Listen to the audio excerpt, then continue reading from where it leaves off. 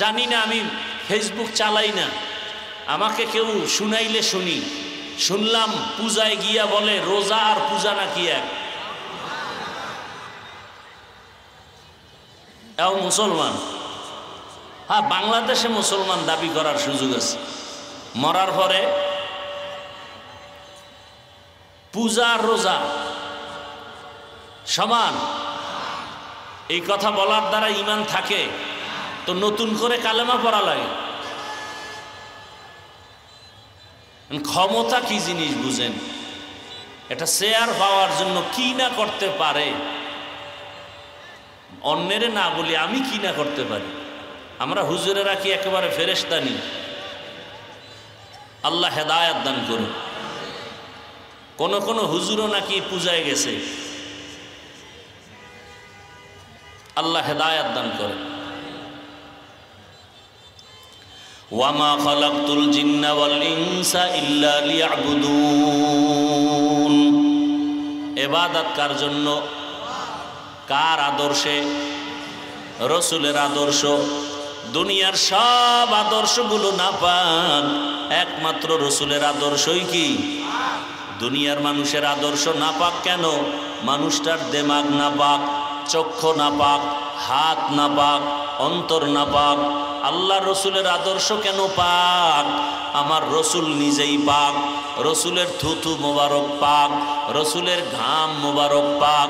আম্মাজান আয়েশা রাদিয়াল্লাহু আনহা বলেন, রসুলের ঘাম আমি বোতলের মধ্যে ভরে রাখতাম। বড় বড় অনুষ্ঠানে রসুলের ঘাম আমরা আতর হিসাবে ব্যবহার করতাম।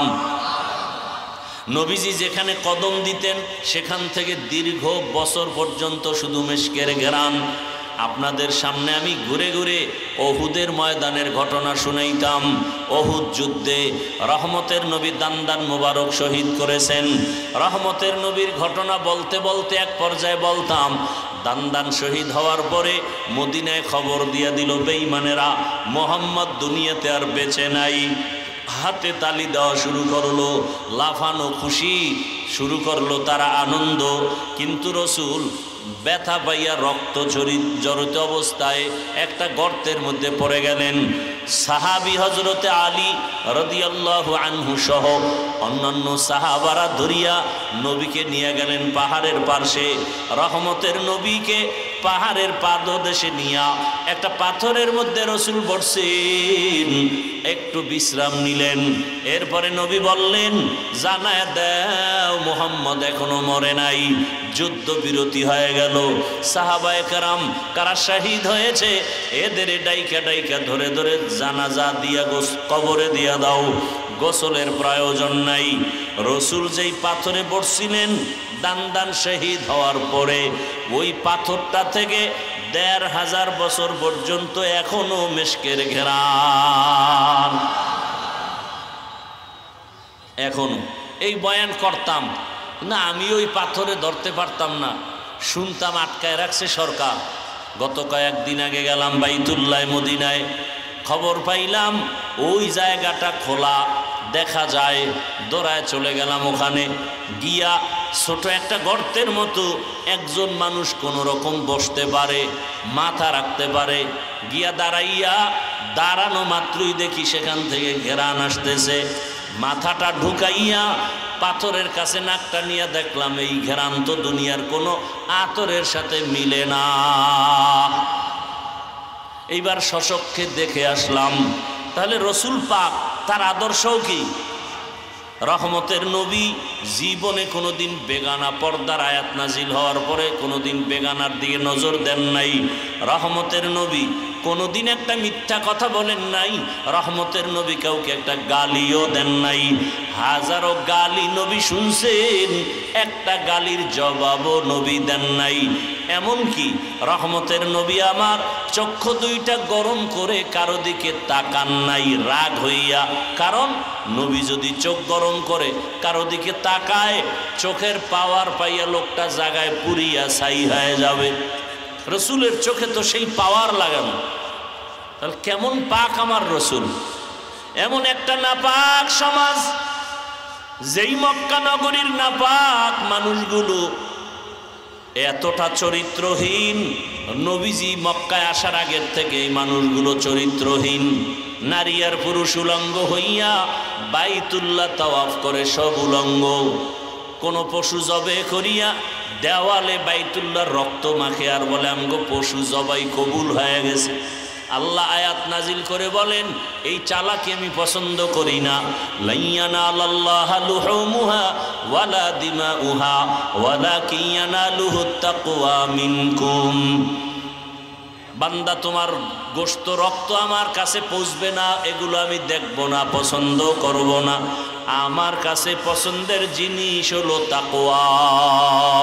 হর কে দারদ খৌফে হকদার দিল মাদাম জন্নতুল মাওয়া দেহদ উরা মাকাম জুজবা হকজি জে মখাজ ইনসো জা ফজলে উ আমস্তে দর জুমলা জাহা। রহমতের নবী আমার এমন পবিত্র আদর্শওয়ালা নবী, যেই সময় মক্কার মানুষ বিবাহ শাদীর কোনো নিয়ম শৃঙ্খলা নাই, যেখানে সেখানে মনে চায় যৌবনের আদান প্রদান করে। যেমন এই রকম চরিত্রহীনা আমাদের দেশের জাতীয় বেঈমান, জাতীয় নাস্তিক তাসনিমা নাসরিন। তাসনিমা নাসরিন তিনি বই লেখছে, যাব না কেন যাব। বইয়ের নাম কি বলে না কেন? মানে আকাম করব না কেন করব, বইয়ের নাম। যাব না কেন যাব, এইরকম আকাম্যা বই লেখা। এর মধ্যে বয়ান দিছে, বয়ান কি কয়? তাসনিমা বলে, আমার শরীরের অংশ আমার পেট। আমার পেট তো আমার মায়ের অংশ না, আমার অংশ। তো যুক্তি কি? কয় আমার পেটে বাচ্চা একজন পুরুষ দিবে, এটা হতে পারে না। আমি যেখান থেকে মনে চায় স্বাধীনভাবে সেখান থেকে পেটে বাচ্চা নিব। ওলামায়ে কেরাম আন্দোলন শুরু করলেন, যেখান থেকে মনে চায় সেখান থেকে পেটে বাচ্চা। কুকুর নিরা নেয়, কোনো মানুষ নিতে পারে না। আমাদের দেশের যারা কুকুরনি, কুত্তা, এরা যেখান থেকে মনে চায় সেখান থেকে পেটে বাচ্চা নিতে পারে, মানুষ নিতে পারে না। মানুষের যদি ধারণা থাকে, বুঝতে হবে ওটা কুত্তার চেয়েও খারাপ, ওটা কুকুর থেকেও। দলিল, ওয়ালাকাদ যারানা লিজাহান্নামা কাসীরাম মিনাল জিন্নি ওয়াল ইনস লাহুম কুলুবুন লা ইয়াফকাহুনা বিহা ওয়া লাহুম আ'য়ুনুন লা ইউবসিরুনা বিহা ওয়া লাহুম আযানুন লা ইয়াসমাউনা বিহা উলাইকা কাল আনআমি বাল হুম আদাল উলাইকা হুমুল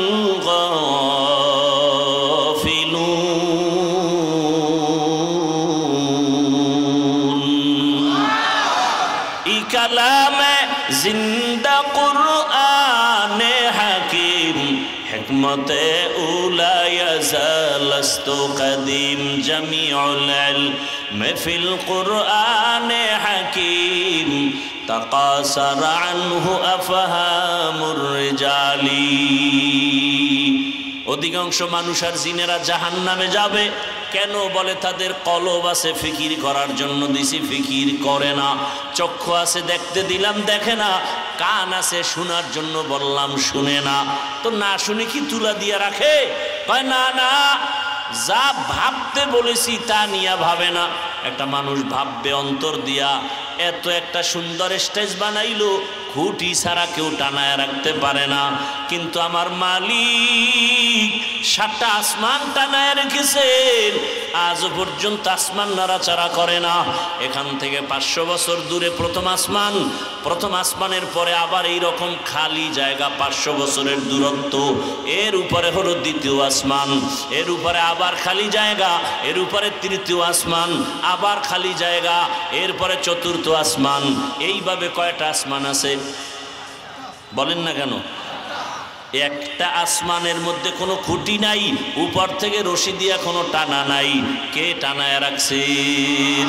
কাদের কুদরত দারি বার কামাল, আনতা রব্বি আনতা হাসবি জুল জালাল, তুহি কাদের জলিলুল্লাহ জাহাদার, বহর হালে তুহি মেরা নেগাহদার।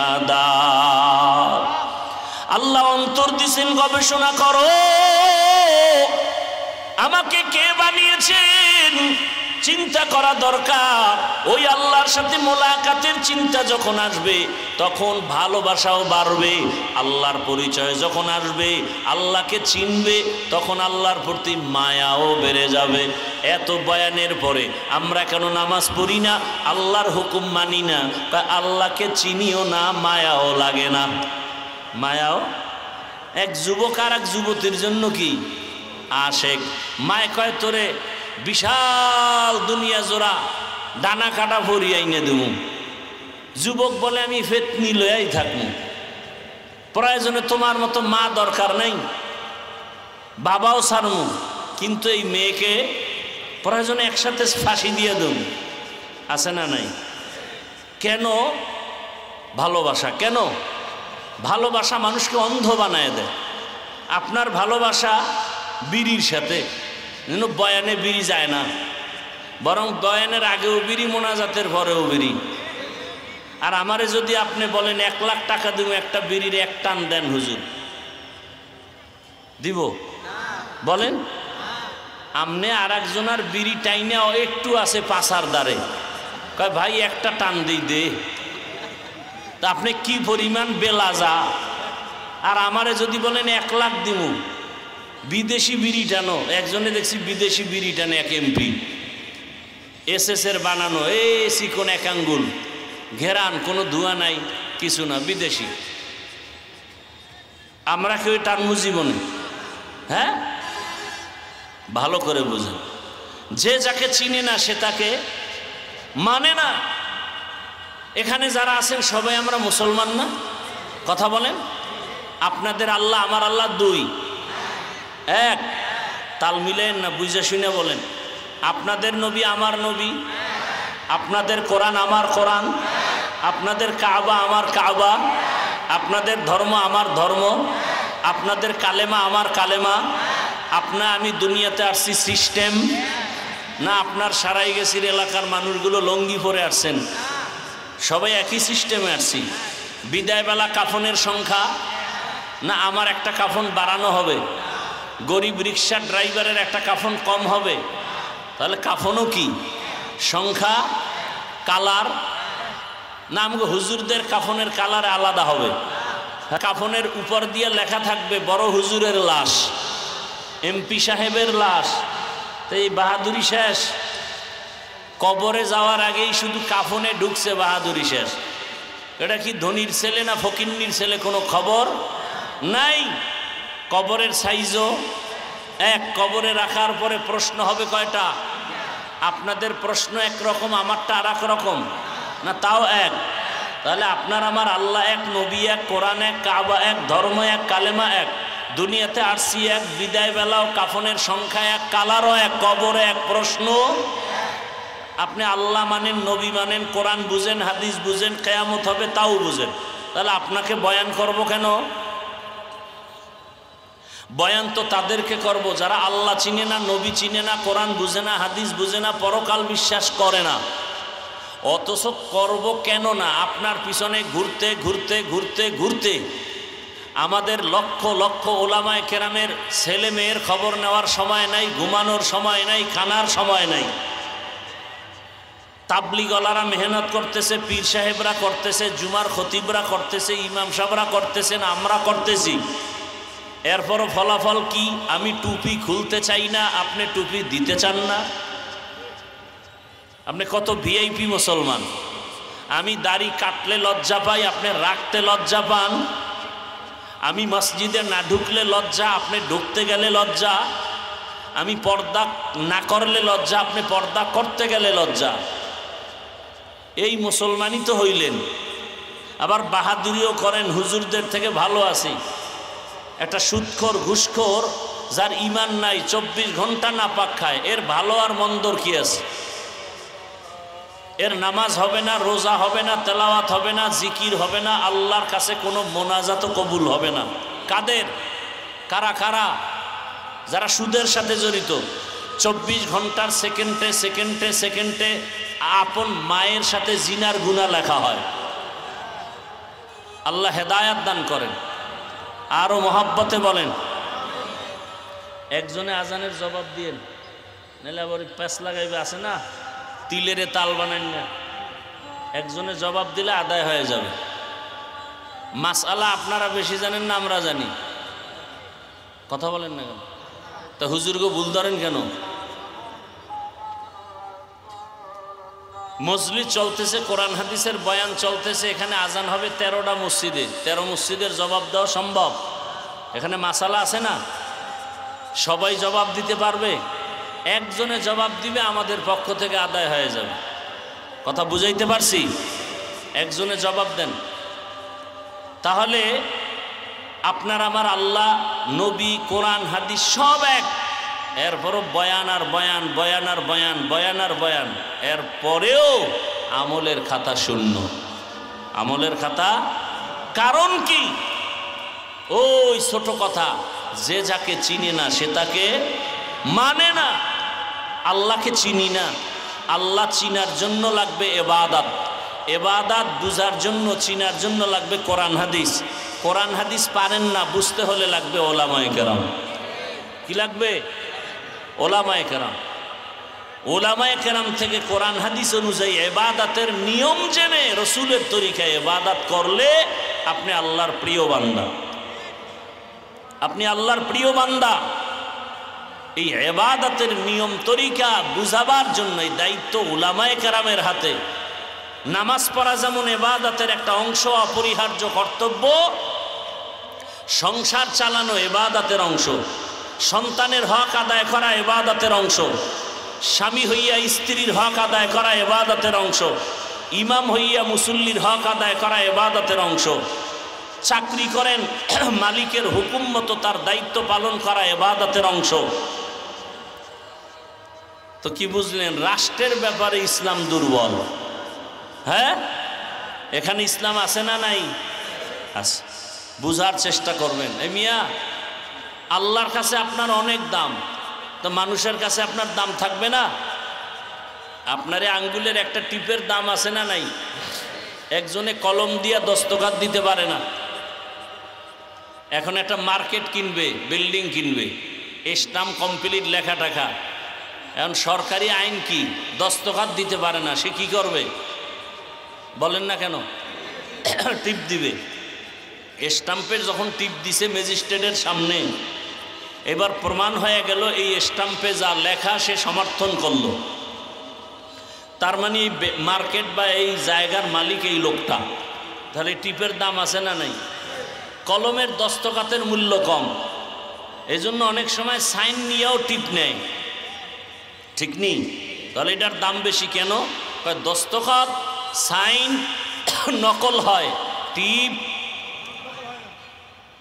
অতএব টিপটা জায়গা মতো দিয়েন। এমন কেউরে টিপ দিয়েন না যে আপনার টিপের পাওয়ারে আমার মা বোনকে রাস্তাঘাটে ধর্ষণ করবে। এমন ব্যক্তিকে টিপ দিয়েন না এমন জায়গায় যে আপনার এই টিপের পাওয়ার পাইয়া মানুষ জবাই করবে। এই আকাম তো বহুত দেখছেন। আর কত, আর কত? ভোটের আগে তো আবার টাকা খাওয়ার জন্য কুত্তার মতো জিব্বা বের করে তাকায় থাকবেন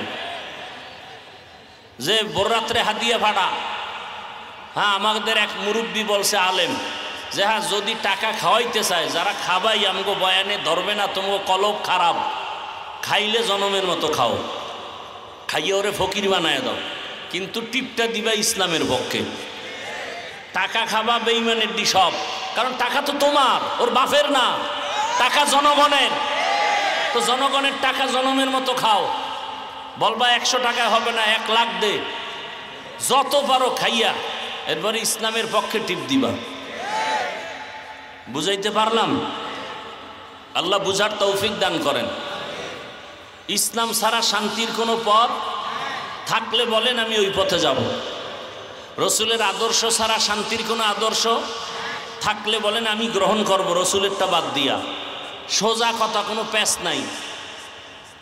আর যদি বলেন নাই, তাহলে আপনার পায়ে হাত রেখে বলবো তওবা করেন। কি করবেন? কয়দিন আর বাঁচবেন? গত বছর না তার আগে এখানে আসছিলাম না, আজকে আসছি, এর মাঝখানে কত লোক চলে গেছে। আগামীতে আবার আসবো কিনা জানা নাই, আর আপনিও থাকবেন কিনা জানা নাই। মরা তো লাগবে, কুকুরও মরে, গরুও মরে, আমিও মরব।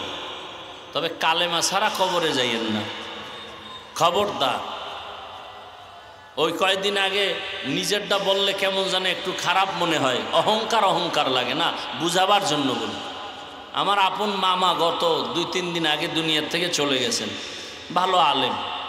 মা বললেন আর কান্না করলেন যে মারা গেছে জোহরের নামাজের সময়। আগের রাত্রে আমার মামিকে বলে দরজা খুলে দাও রাত্রে। বলে কেন? কারণ মেহমান আসতেছে। তো বলে রাত্রে দরজা খুলবো কেন? অনেকবার বলার পরে বিছানায়, অনেক দিন অসুস্থ, বিছানায় থাকে, প্রস্রাব পায়খানা বিছনায় করে। পরে দরজা খুললা মামি বলতেছে তো কেউ নাই। বলে তুমি দেখো না, আমি দেখতেছি। পরের দিন ফজরের নামাজের পরে বলে আমারে নাপাক বিছনায় আর রাইখো না, আমার একটা বিছনা পাল্টাও, লোকজন ডাকো। ডাইকা গোসল টোসল করায় ভালো বিছনায় দিছে। এইবার আমার মামি বলে রান্না করব, কি খাবেন? বলে না আমি আজকে চলে যাব, তো রান্নার দরকার নেই, আমার পাশে বসে থাকো।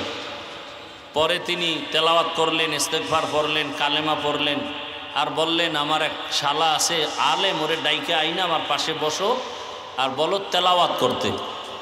মামি বলছেন, আম্মাই আমাকে বললেন যে এই বইলে যে ঘুম, এক ঘুমে শেষ। গরুও মরে, আমরাও মরি, মানুষ হইয়া মরেন। মানুষের সামনে তো বাহাদুরি করেন, আপনার মতো ভালো মানুষ কেউ নেই। আপনি ভালো না খারাপ, আপনি কোন ভালো স্বামী, স্ত্রীর থেকে সার্টিফিকেট নিতে হবে। আপনি বাবা হিসাবে ভালো না খারাপ, সন্তান থেকে সার্টিফিকেট নিতে হবে। আপনি শিক্ষক হিসাবে ভালো না খারাপ, ছাত্রর থেকে প্রমাণ নিতে হবে। আপনি বললে হবে না গাছ তোমার নাম কি, ফলে পরিচয়। এই জন্য মানুষের সামনে দাবি করেন, নিজেরে জিজ্ঞান তো আপনি আদর্শ বাপ হইতে পারছেননি। আপনার ব্যবহারে সন্তান সন্তুষ্ট কিনা, আপনার ব্যবহারে আপনার স্ত্রী সন্তুষ্ট কিনা, আপনি স্ত্রীর হক আদায় করেন কিনা, সন্তানের হক আদায় করেন কিনা, একটু চিন্তা করেন। মানুষ হিসাবে চিন্তা করা দরকার। চিন্তা না থাকলে মানুষ হওয়া যায় না।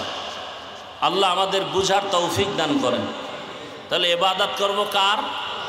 কার তরিকায়, কার আদর্শে? রসুলের আদর্শে। আর কারো আদর্শ মানা যাবে, সাপোর্ট করা যাবে না। আল্লাহ বুঝার তৌফিক দান করেন।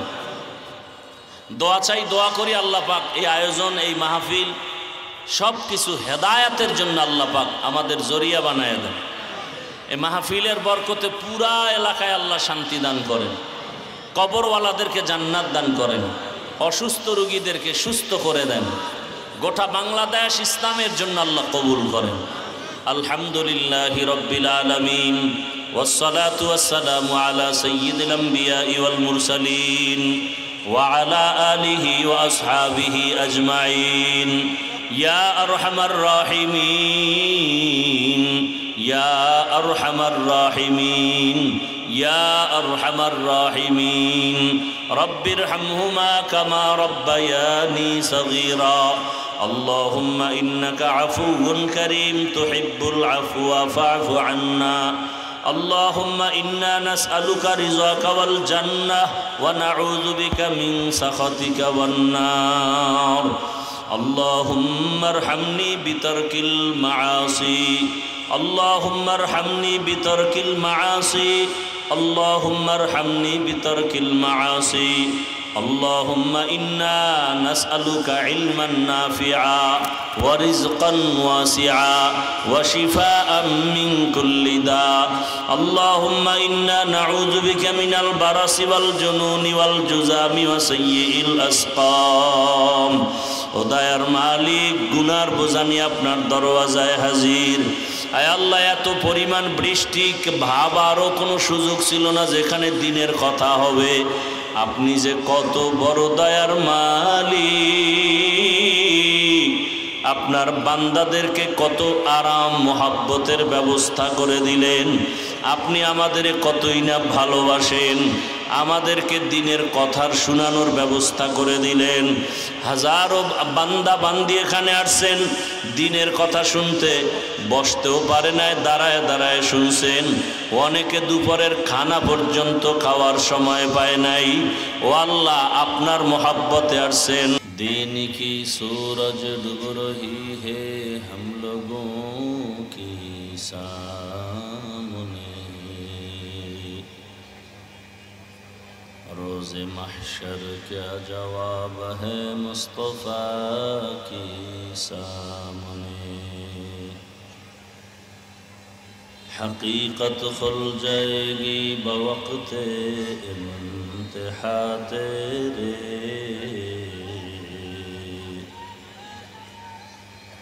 सुस्ती में या मेहनत में गुजारी जिंदगी तूने। मोहम्मद ने आकर कुफर को मिटाया,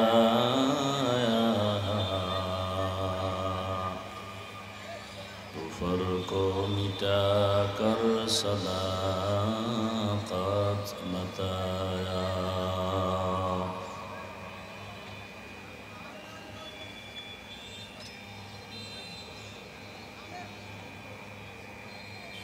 সারাইলেসি এলাকায় আয়োজিত ইসলামী মহাসম্মেলন 5 অক্টোবর 2025।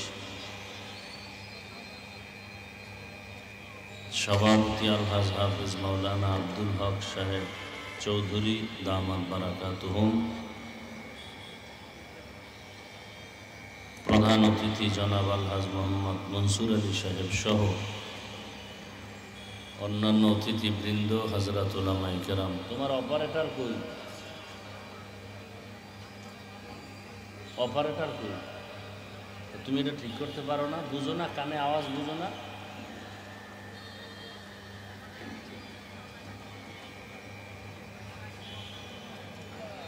আল্লাহ পাকের দরবারে শুকর যে আল্লাহ আমাদেরকে সুস্থ রেখেছেন, আলহামদুলিল্লাহ। জীবনের অমূল্য এক সম্পদের নাম সুস্থতা। অসুস্থ মানুষ বুঝে সুস্থতার মূল্য কত। আল্লাহ পাক সুস্থতাকে আমাদের জন্য দায়েমান কবুল করেন। এই সুস্থতাকে ধরে রাখার জন্য আল্লাহ পাক আমাদেরকে একটা মহা ঔষধ দিয়েছেন, রাতের ঘুম। রাতের ঘুম হলো আমাদের সুস্থতার জন্য মহা এক ঔষধ। সেই মহা ঔষধ রাতের ঘুম আমরা নষ্ট করতেছি গুনাহ করে, মোবাইলের মাধ্যমে। আল্লাহ পাক এই গুনাহ থেকে আমাদেরকে হেফাজত করেন। ওলামায়ে হযরত আলোচনা করেছেন প্রতিকূল আবহাওয়া এর মধ্যেও যে আল্লাহ পাক আমাদেরকে শেষবারে শেষ সময় দিলের তামান্না পূরণের সুযোগ দিয়েছেন, এজন্য শুকর আদায় করি আলহামদুলিল্লাহ। হাজারো লাখো মানুষের মধ্য থেকে বাছাই করে, ভাই এই রাস্তা আটকাইবেন না, গাড়ি চলাচলের রাস্তা যেন বন্ধ না হয়, স্বেচ্ছাসেবকরা রাস্তা যেন বন্ধ না হয়, খেয়াল করেন।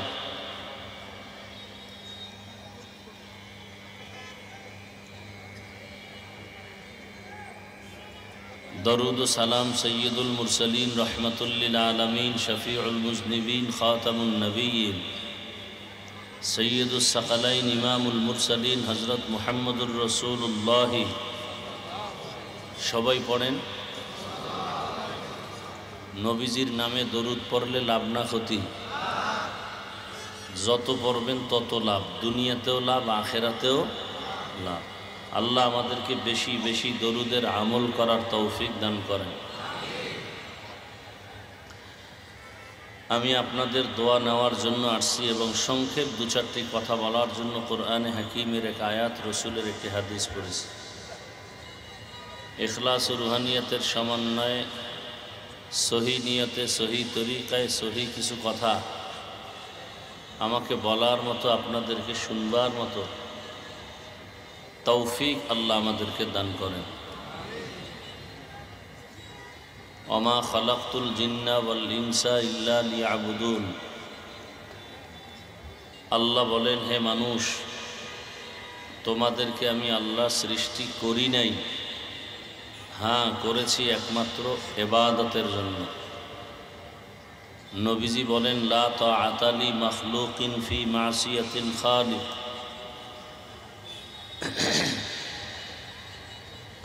আল্লাহকে অসন্তুষ্ট করে পৃথিবীর ভিন্ন কারো আদেশ নিষেধ গ্রহণ করা পরিপূর্ণ হারাম।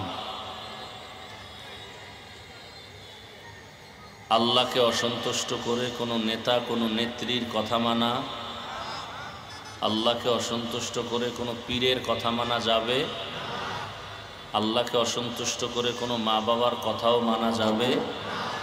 এক কথায় দুনিয়ার সবাইকে বেজার করা সম্ভব, আল্লাহকে অসন্তুষ্ট করা সম্ভব না। কিন্তু আমরা উল্টা করি,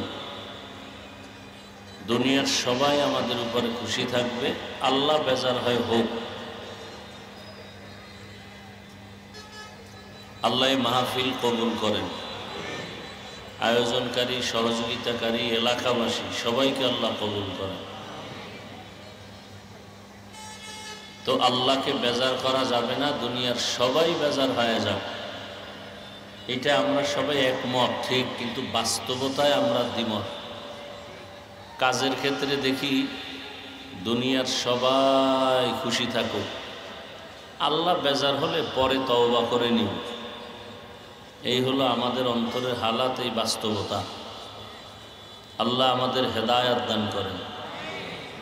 পর্দা করলে আল্লাহ খুশি, আত্মীয় স্বজন বেজার। এখন আমরা আত্মীয় স্বজনকে খুশি রাখতে গিয়া পর্দা লঙ্ঘন করি। যদি বলি আল্লাহ বেজার হবে, বলে আল্লাহ বেজার হোক, পরে তওবা করে নিব।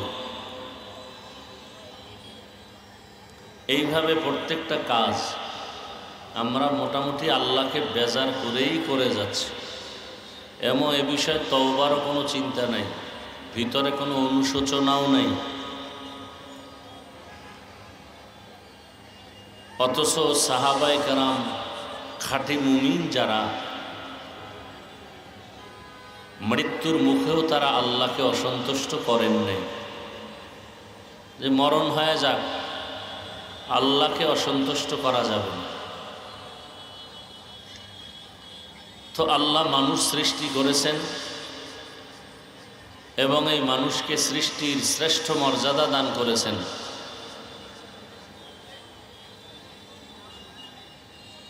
আল্লাহ এদিকে ইঙ্গিত করে আল্লাহ বলেন, আমি মানুষ কেন দুনিয়ায় পাঠাইলাম।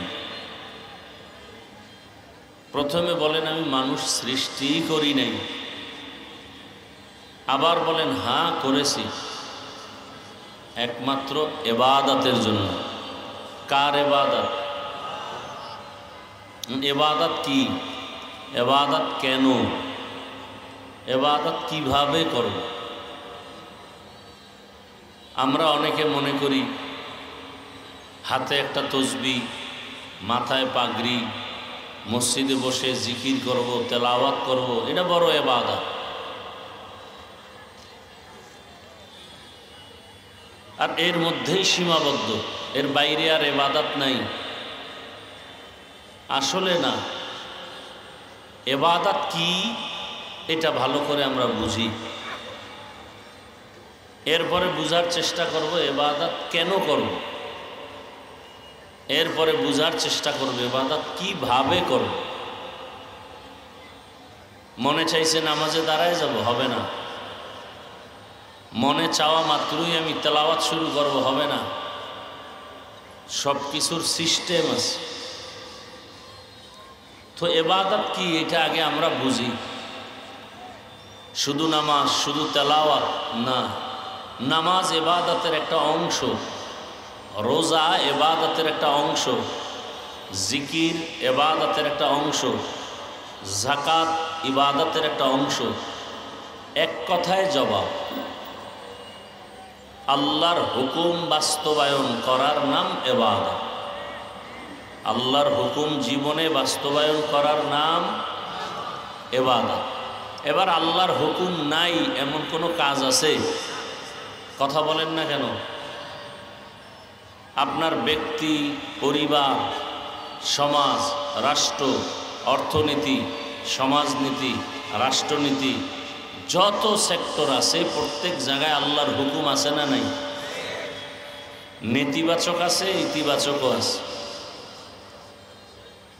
এই আল্লাহর হুকুম ভালো মন্দ, কল্যাণ অকল্যাণ, জায়েজ না জায়েজ, হালাল হারাম, এই সব হুকুমগুলো জীবনে বাস্তবায়ন করার নাম, কথা বলেন, কি শুধু জিকির ইবাদত, তেলাওয়াত ইবাদত? এগুলো ইবাদতের একটা অংশ। আপনি বাথরুমে যাবেন সেটাও ইবাদত, আপনি ঘুমাইতেছেন ইবাদত, বসে আছেন ইবাদত, হাসতেছেন ইবাদত, কান্না করবেন তাও ইবাদত, বাথরুমে যাবেন তাও ইবাদত, বিবাহ শাদী করবেন, সংসার চালাইবেন, সব ইবাদত। এক কথায় জবাব, আল্লাহর হুকুম জীবনে বাস্তবায়ন করার নাম ইবাদত। এবার ইবাদত করব কেন? ইবাদত করার মূল মাকসাদ হলো আল্লাহর সাথে মোলাকাত।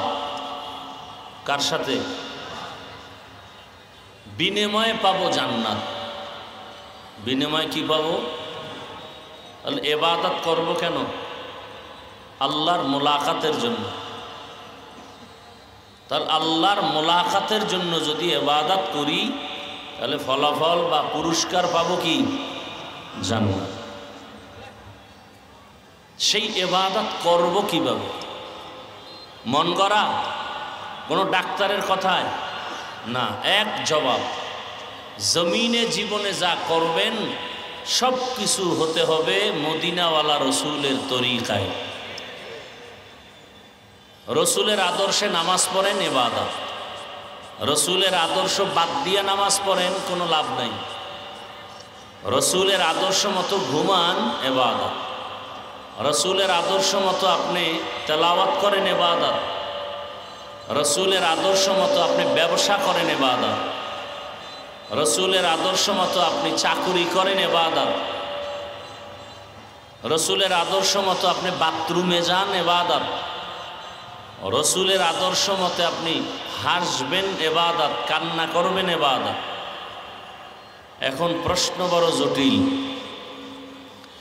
যেই আল্লাহর সাথে মোলাকাতের জন্য ইবাদত করব, বিনিময়ে জান্নাত পাবো, সেই আল্লাহকে চিনি না। চিনব কি করে? বলে মাধ্যম ইবাদত। আল্লাহকে চিনার মাধ্যম কি বলেন? ইবাদত। এই ইবাদত ছাড়া আল্লাহর পরিচয় লাভ করা যাবে না। তো ইবাদতের মাধ্যমে যখন আল্লাহর পরিচয় লাভ হবে, এটাকে কোরআনের ভাষায়, ইসলামের পরিভাষায় মারেফত বলে। কি বলে? আমাদের সমাজে কেউ যদি বলে মারেফত বলতে কিছু নাই, এই ব্যক্তির মতো মূর্খ সমাজে আর কেউ নেই। যেমন যে আয়াত পড়ছি, আয়াতের ব্যাখ্যা কি? ওলামায়ে কেরাম তাফসির খুলেন, অধিকাংশ মুফাসসিরিনে কেরামে আয়াতের ব্যাখ্যায় কি লেখছেন? ওয়ামা খালাকতুল জিন্না ওয়াল ইনসা ইল্লা লিয়াবুদুন আই লিয়ারিফুন। আরাফা ইয়ারিফু থেকে মারেফত। মারেফত মানে আল্লাহর পরিচয় লাভ করা। তাহলে আল্লাহ মানুষ বানাইছেন কেন? এতক্ষণ তরজমা বলছি ইবাদতের জন্য, আর এখন ব্যাখ্যায় ইবাদতের বা এই আয়াতের তরজমা হবে আল্লাহ মানুষ কেন বানাইছেন? মারেফত অর্জন করার জন্য। তাহলে মারেফত অর্জনের জন্যই যদি বানান তো ডাইরেক্ট বললেই তো হইতো, ওয়ামা খালাকতুল জিন্না ওয়াল ইনসা ইল্লা লিয়ারিফুন। লিয়াবুদুন বললেন কেন? ব্যাখ্যা করে বুঝাইতে হবে যে মারেফত অর্জনের জন্য, ডাইরেক্ট বলতেন মারেফতের জন্য বানাইছি। এই জন্যই তো আমার আল্লাহ। আল্লাহর প্রত্যেকটা কথা বুঝার জন্য ব্যাখ্যা লাগবে, জ্ঞান। আল্লাহ পাকের ইলম কত বিস্তীর্ণ।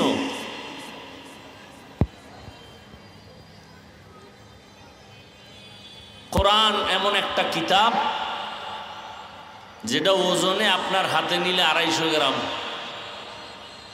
কিন্তু দেখেন তো এই কোরআন কত বরকতের জিনিস, হাকিকতের ওজন কত। আর এই এক কোরআনের অনুসরণে পৃথিবীর কত হাজার লাখ কোটি কোটি মানুষ সম্মানের জায়গায় আছে। খানার আয়োজন হইতেছে কোরআনের বরকতে, লক্ষ লক্ষ ছাত্র ওস্তাদ এর সাথে যারা জড়িত, এই একটাকে কেন্দ্র করে। তো আল্লাহ ডাইরেক্ট না বলে মারেফতের জন্য আল্লাহ বানাইছি না বলে ইবাদতের জন্য বানাইয়া এরপরে মারেফতের ব্যাখ্যা কেন বলে? ইবাদত ছাড়া মারেফত অর্জন হবে না। ইবাদত ছাড়া মারেফত, দেখেন আল্লাহর হিকমত কি। বর্তমান দুনিয়াতে কিছু মারেফতের সম্রাট আছে, ইবাদত করে না, আছে না নাই? এরা বলে নামাজ লাগে না, রোজা লাগে না, জিকির তেলাওয়াত কিচ্ছু লাগে না, নামাজের মতো নামাজ একবার পড়লেই হয়। এইভাবে স্লোগান দিয়া আমার দেশে মারেফতের সম্রাট হয়ে বসে আছে, ইবাদত নাই। আল্লাহ এটা আগের থেকে জানতেন যে এই রকম কিছু ধোঁকাবাজ জমিনে থাকবে। আল্লাহ জানতেন না? জানতেন না। আল্লাহ এজন্য বলে দিলেন এক শব্দ দিয়া, ইবাদতের জন্য বানাইছি, মূলে মারেফত। তো ইবাদত কেন? ইবাদত ছাড়া মারেফত অর্জন হবে না। ইবাদতটা কিভাবে করবে, কিভাবে করলে ইবাদত হবে? এর সংক্ষেপ জবাব রসুলের আদর্শ। আপনি রসুলের আদর্শ ছাড়া নামাজ পড়েন, নামাজ কবুল হবে না। রসুলের আদর্শ বাদ দিয়ে আপনি জিকির করেন, আল্লাহর আদালতে জিকির কবুল হবে না। রসুলের আদর্শ বাদ দিয়ে আপনি তেলাওয়াত করেন, কবুল হবে না। দান সদকা করেন, কবুল হবে না। রসুলের আদর্শ বাদ দিয়ে রোজা রাখেন, কবুল হবে না। তাহলে ইবাদত কিভাবে করব? এক কথায় রসুলের আদর্শ অনুযায়ী হবে সব কাজ। কার আদর্শ বলেন না কেন? কার আদর্শ? আর কারো আদর্শ মানা যাবে? ভালো করে বুঝেন, আর কারো আদর্শ মানা যাবে? বলবেন আর কার আদর্শ মানা যাবে না বলতে? কার আদর্শ? কেন আপনারা দেখেন না আমাদের দেশে মাইক লইয়েই দাঁড়ায় বলে অমুকের আদর্শ বাস্তবায়নের জন্য আমরা অমুকের আদর্শের সৈনিক। কি বলে না? বলে না? আমরা বলতেছি আমরা কার আদর্শের সৈনিক? বলেন কার আদর্শের সৈনিক? আমরা শেখ মুজিবুর রহমানের আদর্শের সৈনিক, জিয়াউর রহমান সাহেবের আদর্শের সৈনিক, আব্রাহাম লিঙ্কনের আদর্শের সৈনিক, মাও সেতুনের আদর্শের সৈনিক। আমরা কার আদর্শের সৈনিক? রসুলের। অন্য আদর্শের সৈনিক না কেন, মানা যায় না কেন? দুনিয়ার সবার আদর্শ নাপাক, একমাত্র রসুলের আদর্শ পাক। দুনিয়ার সবার আদর্শ। যুবকরা 200 টাকা লাগবে একটা 2 ফিট 3 ফিট পেস্টুন বানাইতে, ব্যানার বানাও 2 ফিট 200 টাকা লাগবে। এরকম শত শত ব্যানার বানাইয়া বাজারে বাজারে মোড়ে মোড়ে লাগাও, স্লোগান লেখো, পৃথিবীর সবার আদর্শ না পাক, মদিনার রসুলের আদর্শই মাত্র পাক। ব্যানার বানাও। নাম্বার 2, আর এক ব্যানারে লেখো, কিয়ামত পর্যন্ত এই জমিনে রসুলের আদর্শ যতক্ষণ বাস্তবায়ন হবে না ততক্ষণ পর্যন্ত কোনো তন্ত্রমন্ত্রে জমিনে শান্তি দিতে পারবে না। কেউ পারে নাই, পারছে? পারলে দুর্নীতি হয় কেন? পারলে মানুষের পাথর দিয়ে মারে কেন? শান্তি দিতে পারলে সাংবাদিককে ইট দিয়ে মারে কেন? সন্তানের সামনে মাকে ধর্ষণ করা হয় কেন? রসুলের আদর্শে কোনো ধর্ষণ, মিথ্যা, জুলুম নাই। সেই রসুলের আদর্শ যারা লালন করবে এদের দ্বারা জমিনে শান্তি আসবে। কথা বুঝেননি? আচ্ছা, একটা ছোট উদাহরণ দেই। লঙ্গির মধ্যে গোবর লাগছে। গোবর কি লাগছে? পাক না না পাক? এখন পাক করা লাগবে না? গোবর লঙ্গি থেকে পাক করতে হলে কি লাগবে? কি লাগবে? পানি লাগবে। এখন অচেনা এলাকা পানি খুঁজতে খুঁজতে দেখেন পানি নেই। তো একজন বুদ্ধিমান বলে, তুমি এত পানি তালাশ করো, তোমার কাছেই তো পানি আছে। আছে না? কি সবার কাছে আছে না? নাম কি? পেশাবের পানি, প্রস্রাবের পানি দিয়ে ধুয়ে দাও। তো ওই নির্বোধ চিন্তা করলো, আসলেই তো আমি এত দৌড়াদৌড়ি করি পানির জন্য, ঘাম ছুটায় ফেলাইতেছি। এইবার সে প্রস্রাবের পানি দিয়া গোবর ধুইল।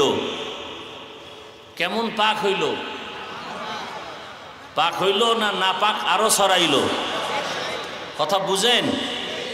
তাহলে গোবরের নাপাক প্রস্রাব দিয়া ধুইলে যেমন নাপাক আরো ছড়ায়, আমার সমাজে যেই লোকের নামাজ নাই, রোজা নাই, তেলাওয়াত নাই, জিকির নাই, সুদ খায়, ঘুষ খায়, ওর দেমাগ নাপাক, ওর চোখ নাপাক, হাত নাপাক, অন্তর নাপাক, চরিত্র নাপাক, ওর 14 গোষ্ঠী নাপাক। ও সারা রাত মোবাইল চালায়, ওর চক্ষু নাপাক। ও মদের বোতল নিয়ে, ওর দেমাগ নাপাক। এমন নাপাক লোকেরে যদি বলি আমগো এই সারাই গেছি এলাকাটা পাক করো, পাক হবে না, আরো নাপাক ছড়াবে। অতএব এমন একজনকে দায়িত্ব দিবেন যেই ব্যক্তি বিড়ি টানে না, গাঞ্জা খায় না, মোবাইলে গুনাহ করে না, সুদ খায় না, ঘুষ খায় না, মানুষের ক্ষতি করে না। এমন একজন মানুষকে যদি দায়িত্ব দেওয়া যায়, তার দ্বারা আশা করা যায় সমাজের নাপাক দূর হবে। সমাজের নাপাক দূর হবে। আল্লাহ বুঝার তৌফিক দান করেন। তাহলে দুনিয়ার সবার আদর্শ নাপাক, রসুলের আদর্শ কি? তারপর আমি এখানে আমার পক্ষ থেকে একটা কথা অনেক জায়গায় বলি, যদি কেউ আমাকে যুক্তি সহকারে গ্যারান্টি দিয়া বলতে পারেন যে রসুলের আদর্শ থেকেও শেখ মুজিবুর রহমান সাহেবের আদর্শ আরো ভালো, তাহলে আমি আল্লাহর কসম করে বলি আমি রসুলেরটা বাদ দিয়া তারটা নিব। আমার কথা। যদি কেউ বলতে পারেন রসুলের আদর্শ থেকে আরো সুন্দর আদর্শ হলো জিয়াউর রহমান সাহেবেরটা, তাহলে আমি আমারটা বলি, আমি রসুলেরটা বাদ দিয়া তারটা নিব। কিন্তু রসুলের থেকে ভালো আদর্শ কারো আছে বলার মতো কলিজা আছে কারো? আছে? বরং এই সমস্ত নাপাক আদর্শের স্লোগান তারাই দেয় যারা চান্দাবাজ আর ধান্দাবাজ। আল্লাহ হেদায়াত দান করুন। আমরা কোরআন মানিনি, মানেন? আপনাদের ধারণা মতে কোরআন তো মানুষের জীবনে যত সমস্যা কিয়ামত পর্যন্ত হতে পারে সব সমস্যার সমাধান কি কোরআনে আছে? ইসলামে আছে? অর্ধেক না পরিপূর্ণ? সবাই একমত? কিন্তু আমার ধারণা আপনাদের অ্যান্সার ঠিক না। আপনাদের বলা উচিত যে কোরআনের মধ্যে সব সমাধান আছে, তবে রাষ্ট্রের ব্যাপারে কোরআন শরীফ দুর্বল। কি? রাষ্ট্রের ব্যাপারে ইসলাম দুর্বল, কোরআন দুর্বল। তা কেন বলেন ইসলামে রাজনীতি নাই? অনেকে বুঝায় আগুন আর পানি যেমন এক না, রাজনীতি আর ইসলাম এক না। আমার থেকে নতুন স্লোগান নিয়ে নেন, আগুন আর পানি ইসলাম আর রাজনীতি না, চিনি পানির উদাহরণ ইসলাম আর রাজনীতি। সূর্যের দিকে তাকান, আলো আছে না নাই? সূর্যের আলো আলাদা হবে? বলেন। সূর্যের থেকে আলো যেমন আলাদা করা যায় না, আলাদা করলে আর সূর্য থাকে না। ফুলের ঘ্রাণ ফুলের সাথে লাগানো, আলাদা করা যায় না। ফুল থেকে ঘ্রাণ যদি আলাদা হয় সেই ফুলের আর মূল্য থাকে না। রাজনীতি মানি ইসলাম। যেই রাজনীতিতে ইসলাম থাকে না ওটা রাজনীতি থাকে না, দুর্নীতি হয়, পেটনীতি হয়। রাজনীতি মানি ইসলাম। কথা বলেন না কেন? সুলাইমান নবী গোটা দুনিয়া শাসন করেছেন, বলেন না কেন? কোরআনে ঘটনা আছে। ইউসুফ নবী মিশরের অর্থমন্ত্রী ছিলেন, জানেন? ঘটনা সূরা ইউসুফে আছে। আমার রসুল মদিনার রাষ্ট্র চালাইছেন, ঘটনা ইসলামে আছে। আবু বকর ওমর ওসমান দেশ পরিচালনা করেছেন, ঘটনা আছে। কেন বলেন ইসলামে রাজনীতি নাই? কেন বলেন? তাহলে আপনার কথার দ্বারা প্রমাণ যে ইসলাম সব দিক থেকে পরিপূর্ণ। রাষ্ট্রের ব্যাপারে ইসলাম দুর্বল, কোরআন দুর্বল। তো কোরআন দুর্বল এই মনে থাকলে ঈমান থাকবে? বুঝেন, ভালো করে বুঝেন। আপনি রাজনীতি ইসলামেরটা করেন না, সে বিষয় আলাদা। আপনি নামাজ পড়েন না, সে বিষয় আলাদা। নামাজ না পড়া আর নামাজের অপছন্দ করা এই দুই জিনিস কিন্তু এক না। একজনে নামাজ পড়ে না কিন্তু মনে আগ্রহ আছে, সুযোগ পাইলে পড়বে। আর একজনে সুযোগ পাইয়াও নামাজ পড়ে না, বিরোধিতা করে, দরকার নাই, নামাজ পড়লে লাভ কি?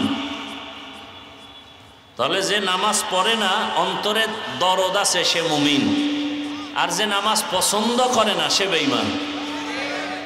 একজনে দাড়ি রাখে না, সে মুমিন। আর একজনে দাড়ি পছন্দ করে না, সে বেঈমান। একজনে পর্দা করে না, তাকে গালি দেওয়া যাবে না, সে মুমিন। আর একজনে পর্দার বিরোধিতা করে, সে ফাগরিওয়ালা হলেও বেঈমান। একজনে ইসলামের রাজনীতি করে না, তাকে গালি দেওয়া যাবে না, সে মুমিন।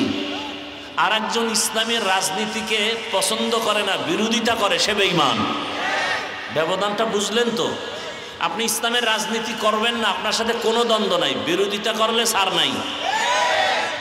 আপনি নামাজ পড়েন না, আপনার সাথে কোনো দ্বন্দ্ব নেই, আমি আগে সালাম দিব। কিন্তু নামাজের বিরুদ্ধে কথা বললে জুতা। ব্যবধানটা বুঝছেন তো?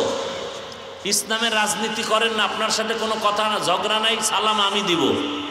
কিন্তু ইসলামের রাজনীতি নাই কইয়া কোরআনের উপরে যদি কোনো কালি ফেলেন, তাহলে আর দেরি করা যাবে না, আপনার সাথে কোনো ছাড় দেওয়া যাবে? সহজ কথাটা বুঝাইতে পারলাম? আমি যে কথাগুলো বললাম, এটি কি ইসলামের বাইরের কথা? হ্যাঁ, এটি আল্লাহ রসুলের বাইরের কথা?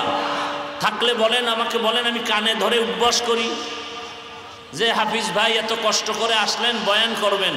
এটি তো বয়ান না, এটি ইসলামে নাই, এটি আপনার মন গড়া। কানে ধরে উঠবস করি। এজন্য শুধু নামাজ ইবাদত না, শুধু রোজা রাখা ইবাদত না, শুধু তেলাওয়াত ইবাদত না,